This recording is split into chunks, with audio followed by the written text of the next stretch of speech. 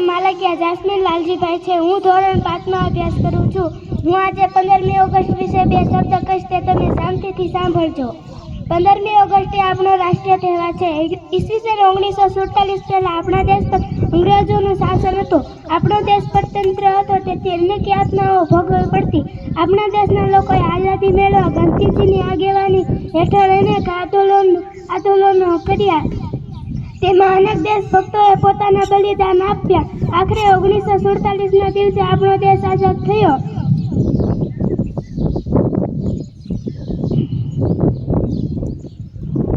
આ દિવસે દેશના લોકોએ આઝાદીનો આનંદ મેળવ્યો। ત્યારથી દર વર્ષે આ દિવસ ખૂબ ધૂમધામથી ઉજવાય છે।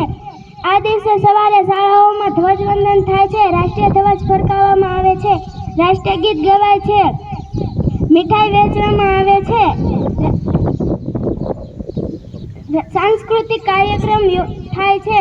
ઘણી સરકારી અને સાર્વજનિક સંસ્થાઓમાં પણ ધ્વજવંદનનો કાર્યક્રમ યોજે છે। દિલ્હીમાં આપણા વડાપ્રધાન લાલ કિલ્લા પર રાષ્ટ્રીય ધ્વજ ફરકાવે છે અને રાષ્ટ્રીય સંબોધે છે, અને કેટલાક શહેરો અને ગામોમાં પ્રભાત ફેરીઓ કાઢવામાં આવે છે। આ દિવસે આઝાદીના લડવૈયાને યાદ કરીને તેમને શ્રદ્ધાંજલિ આપવામાં આવે છે।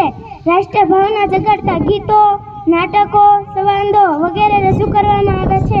રાત્રે ઠેર ઠેર રોશની કરવામાં આવે છે। 15મી ઓગસ્ટ એ આપણો સૌથી મોટો રાષ્ટ્રીય તહેવાર છે। Thank you.